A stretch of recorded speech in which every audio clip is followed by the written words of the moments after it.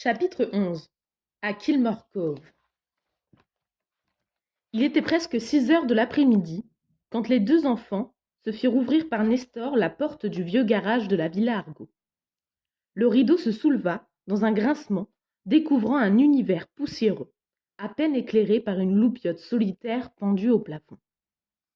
Une automobile recouverte d'un drap blanc occupait les 3/4 de l'espace. C'était un vieux Spider des années 50. « Elle marche encore ?» s'informa Rick, tout en lorgnant sous le drap. « Je ne crois pas. Ça fait des années que le moteur est à l'arrêt, » répondit Nestor, qui faisait le tour de la carrosserie à la recherche de quelque chose. « Ah, les voilà » marmonna-t-il pour lui-même. Il souleva un vieux drap qui abritait 2 vieux vélos appuyés l'un contre l'autre. « Je me souvenais bien que nous les avions gardés. Allez, sortez-les de là !» Rick empoigna le guidon du premier, Jason celui du second, et ils les poussèrent hors du garage. « Ouah !» fit Rick quand il les vit en pleine lumière. C'étaient des vieux modèles sans changement de vitesse, dotés d'un lourd cadre noir en fonte. « Les chambres à air devraient être encore en bon état, » dit Nestor en leur tendant une petite pompe. « Avec un peu de muscle, vous réussirez à les faire rouler. » Il leur donna un graisseur à bec et un chiffon imbibé de solvant. « Nettoyez les freins et la chaîne. D'abord un petit coup de chiffon pour enlever la poussière, ensuite un peu d'huile, puis un nouveau coup de chiffon, et ainsi de suite jusqu'à ce que le mécanisme tourne à la perfection. Allez-y franchement avec l'huile. Quand une chaîne ne marche pas bien, elle risque de se casser. »« Comment être sûr que ces vieux clous arriveront jusqu'au village ?» demanda Jason, que les grincements de la ferraille inquiétaient. « Ils pèsent au moins 1 tonne. » « Pour y arriver, ils y arriveront sans aucun doute, » répondit le jardinier. « Pour y arriver, ils y arriveront sans aucun doute, » répondit le jardinier. « Ils sont peut-être vieux, mais ils sont solides. Pour ce qui est de revenir, cela dépend de vos poumons et de vos jambes. En tout cas, Ulysse Moore et sa femme les utilisaient sans problème. » Rick retourna une bicyclette sur sa selle et commença à pomper. Nestor lui lança un coup d'œil admiratif. Il aimait les dégourdis. « On peut savoir pourquoi vous voulez descendre à Kilmore Cove à cette heure-ci » demanda-t-il aux enfants. Le visage de Jason se contracta, signe flagrant qu'il s'apprêtait à mentir. Il sortit une énormité dont Nestor parut s'accommoder. « Tâchez seulement de ne pas commettre d'imprudence, dit-il, et ne rentrez pas trop tard, ok ? Vos parents m'ont demandé de vous préparer à dîner et je n'aimerais pas travailler pour rien. » Il s'éloigna, les laissant bricoler les 2 vieux vélos. Un quart d'heure plus tard, Jason et Rick enfourchèrent leurs engins. Julia emprunta le vélo de Rick, plus léger et plus maniable, et après avoir réglé la hauteur de la selle, elle s'apprêta à les suivre.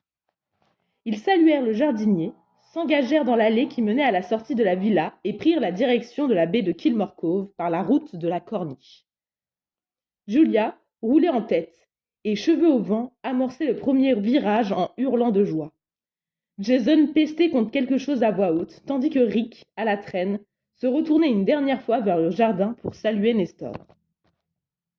Le vieux jardinier, la main en visière, les regarda disparaître le long de la route. « Qui sait ?» murmura-t-il en son fort intérieur. « Qui sait ce dont ces gosses sont capables ?» La descente fut grisante. Les roues tournaient furieusement, et le pays peu à peu se dévoila, virage après virage. Kilmore Cove était un îlot de maisons basses, carrées, multicolores, adossé à la partie la plus abritée de la baie. La route qui suivait la côte en croisait d'autres, provenant de l'arrière-pays, en formant une série de T le long de la mer. Comme tous les samedis, de nombreuses voitures klaxonnaient à la recherche d'une place de parking sur les quais du port, et la promenade était pleine d'un joyeux va-et-vient. Julia arriva la première, descendit de son vélo et l'appuya à un panneau de stationnement, mettant en garde contre d'éventuels raz-de-marée. « Alors, bande de traînards » railla-t-elle lorsque les 2 garçons la rejoignirent.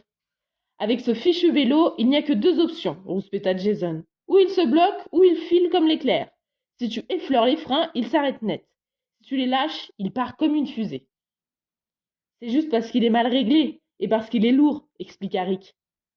Le jeune rouquin retrouvait son univers.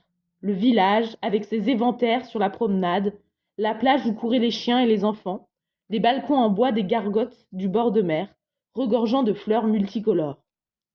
Où elle est, cette Calypso demanda Julia, radieuse à l'idée de prendre un bain de foule. Rick leur fraya un chemin en poussant sa bicyclette. Ils grimpèrent le long d'une rue qui s'enfonçait vers l'intérieur du village. Ils dépassèrent la statue d'un homme, le pied fièrement campé sur une ancre marine, et gagnèrent une petite place circulaire où jaillissait une petite fontaine taillée dans d'anciennes pierres mégalithiques. « C'est là, dit Rick. » Il leur désignait l'enseigne en bois d'une petite boutique. « Île de Calypso. Bon livre sauvé de la mer. » Ils posèrent les vélos. Rick poussa la porte. Une clochette placée sur les montants fit entendre son tintement égrelé. L'intérieur de l'île de Calypso avait un charme particulier. Il y régnait une atmosphère chaleureuse et pleine de promesses. Les livres étaient empilés partout à même le sol, sur de basses étagères en bois, et formaient une sorte de parcours où l'on ne pouvait s'engager qu'avec précaution. « J'arrive tout de suite, » dit la propriétaire. C'était un petit bout de femme, aux yeux doux et au sourire avenant. Elle portait un foulard et une robe bleue qui lui arrivait aux genoux. Une paire de chaussures plates couleur amande complétait sa tenue. En reconnaissant Rick, elle s'exclama. « Rick Banner, quel honneur! Et tu as amené des amis, eh, bravo! Non, non, laisse-moi deviner. Je parie que vous deux, vous êtes les Londoniens. Julia, Jason. » La poignée de main de Calypso était énergique. « Vous voir aussi vite à la librairie est un bon signe. Depuis combien de temps êtes-vous parmi nous ? Non, laissez-moi. »« Une semaine, mademoiselle Calypso, dit Jason. »« Eh oui, récapitula-t-elle, une semaine. Et que pensez-vous de Kilmore Cove ?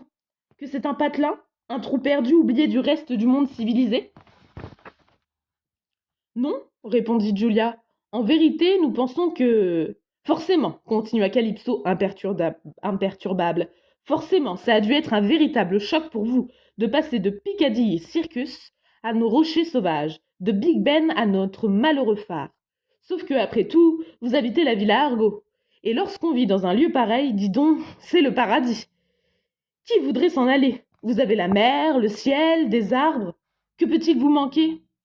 En réalité, en fait, hésita Rick.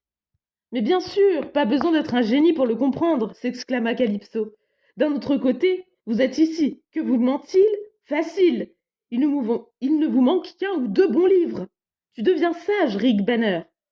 Tu espères que la compagnie d'une paire de citadins instruits Tu espères que la compagnie d'une paire de citadins instruits va te mettre un peu de plomb dans la cervelle. Calypso s'adressa aux jumeaux.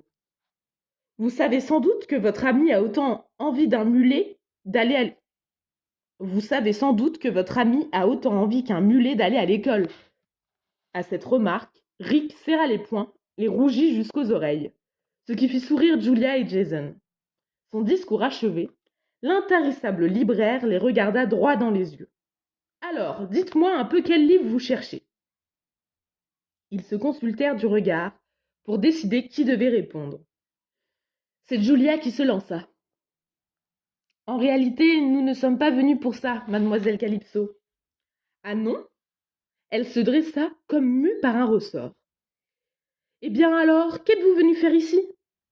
Sa voix avait pris une intonation coupante. Jason vint à la rescousse. « Ma sœur voulait dire que nous ne sommes pas là uniquement pour un livre. Le livre, bien sûr, est la première raison, mais il y en a une autre. Nous savons que vous êtes responsable du bureau de poste et... » Il lui tendit l'avis trouvé dans le carnet de la Villa Argo. Calypso l'examina avec attention avant de demander. « Qui t'a donné ce papier ?»« Nestor, » mentit Jason avec une promptitude déconcertante.